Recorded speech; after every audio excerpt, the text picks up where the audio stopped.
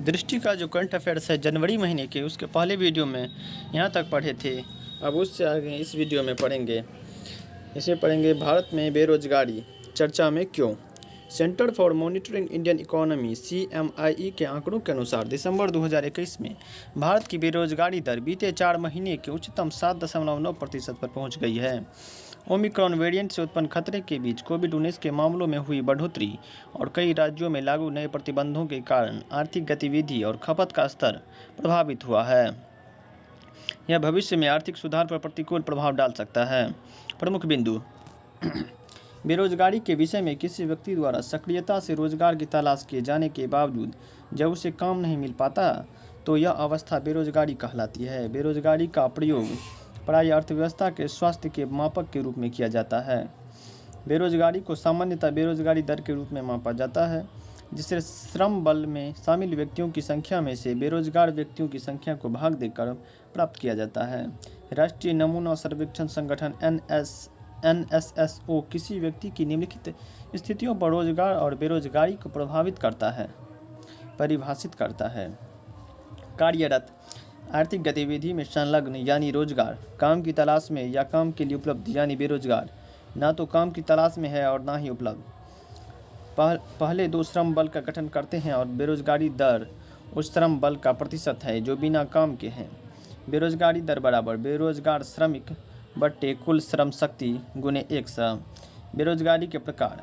प्रच्छन्न बेरोजगारी यह एक ऐसी घटना है जिसमें वास्तव में आवश्यकता से अधिक लोगों को रोजगार दिया जाता है। यह मुख्य रूप से भारत के कृषि और असंगठित क्षेत्रों में पाई जाती है। मौसमी बेरोजगारी यह एक प्रकार की बेरोजगारी है जो वर्ष के कुछ निश्चित मौसमों के दौरान देखी जाती है। भारत में खेतिहर मजदूरों के पास वर्ष भर काफ़ी कम काम होता है। संरचनात्मक बेरोजगारी यह बाजार में उपलब्ध नौकरियों और श्रमिकों के कौशल के बीच असंतुलन होने से उत्पन्न बेरोजगारी की एक श्रेणी है। भारत में बहुत से लोगों को आवश्यक कौशल की कमी के कारण नौकरी नहीं मिलती है और शिक्षा के खराब स्तर के कारण उन्हें प्रशिक्षित करना मुश्किल हो जाता है। चक्रीय बेरोजगारी यह व्यापार चक्र का परिणाम है जहाँ मंदी के दौरान बेरोजगारी बढ़ती है और आर्थिक विकास के साथ घटती है। भारत में चक्रीय बेरोजगारी के आंकड़े नगण्य है। यह एक ऐसी घटना है जो अधिकतर पूंजीवादी अर्थव्यवस्थाओं में पाई जाती है। तकनीकी बेरोजगारी यह प्रौद्योगिकी में बदलाव के कारण नौकरियों का नुकसान है। वर्ष 2016 में विश्व बैंक के आंकड़ों ने भविष्यवाणी की थी कि भारत में ऑटोमेशन से खतरे में पड़ी नौकरियों का अनुपात साल दर साल 69% है। घर्षण बेरोजगारी का आशय इस स्थिति से है जब कोई व्यक्ति नई नौकरी की तलाश कर रहा होता है या नौकरियों के बीच स्विच कर रहा होता है तो यह नौकरियों के बीच समय अंतराल को संदर्भित करता है। दूसरों शब्दों में, एक कर्मचारी को एक नई नौकरी खोजने या एक नई नौकरी में स्थानांतरित करने के लिए समय की आवश्यकता होती है। यह अपरिहार्य समय की देरी घर्षण बेरोजगारी का कारण बनती है। इसे अक्सर स्वैच्छिक बेरोजगारी के रूप में माना जाता है क्योंकि यह नौकरी की कमी के कारण नहीं होता बल्कि वास्तव में बेहतर अवसरों की तलाश में श्रमिक स्वयं अपनी नौकरी छोड़ देते हैं।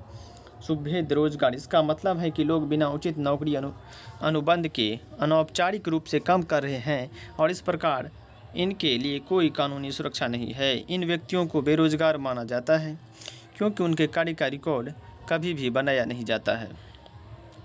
यह भारत में बेरोजगारी के मुख्य प्रकारों में से एक है। भारत में बेरोजगारी का कारण।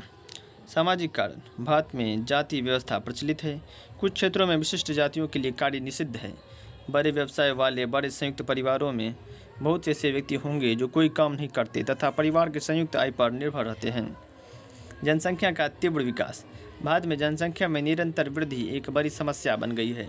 यह बेरोजगारी के प्रमुख कारणों में से एक है। कृषि का प्रभुत्व। भारत में अभी भी लगभग आधा कार्यबल कृषि पर निर्भर है।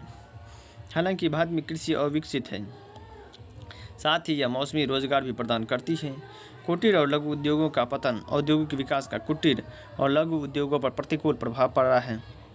कुटीर उद्योगों का उत्पादन गिरने से कई कारीगर बेरोजगार हो गए। श्रम की गतिहीनता। भारत में श्रम की गतिशीलता कम है।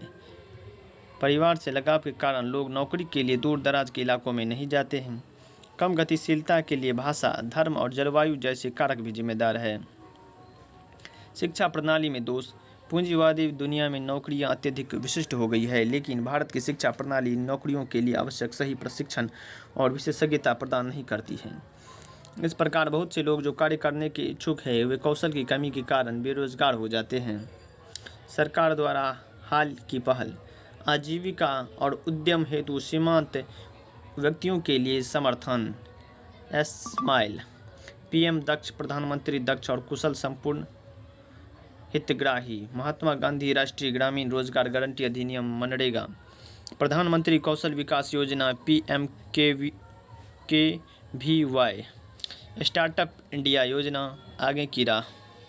श्रम गहन उद्योगों को बढ़ावा देना। भारत में खाद्य प्रसंस्करण, चमड़ा और जूते, लकड़ी के निर्माता और फर्नीचर, कपड़ा तथा परिधान एवं वस्त्र जैसे कई श्रम घन विनिर्माण क्षेत्र हैं। रोजगार सृजित करने हेतु प्रत्येक उद्योग के लिए व्यक्तिगत रूप से डिजाइन किए गए विशेष पैकेजों की आवश्यकता होती है। उद्योगों का विकेंद्रीकरण।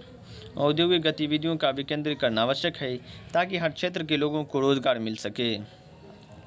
ग्रामीण क्षेत्रों के विकास से शहरी क्षेत्रों में ग्रामीण लोगों के प्रवास को कम करने में मदद मिलेगी, जिससे शहरी क्षेत्र की नौकरियों पर दबाव कम होगा। राष्ट्रीय रोजगार नीति का मसौदा तैयार करना।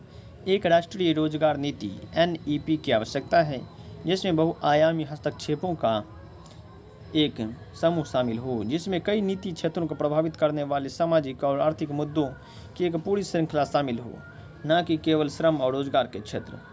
राष्ट्रीय रोजगार नीति के अंतर्निहित सिद्धांतों में शामिल हो सकते हैं कौशल विकास के माध्यम से मानव पूंजी में वृद्धि करना, औपचारिक और अनौपचारिक क्षेत्रों में सभी नागरिकों के लिए पर्याप्त संख्या में अच्छी गुणवत्ता वाली नौकरियों का सृजन करना, श्रम बाजार में सामाजिक एकता और समानता को मजबूत करना, सरकार द्वारा की गई विभिन्न पहलुओं में सुसंगतता और अभिसरण, उत्पादक उद्यमों में प्रमुख निवेशक बनने के लिए निजी क्षेत्र का समर्थन करना, अपनी आय में सुधार करने के लिए अपनी क्षमताओं को मजबूत करके स्वरोजगार करने वाले व्यक्तियों का समर्थन करना। हम भारत के बांधों के बारे में अगली वीडियो में जानेंगे।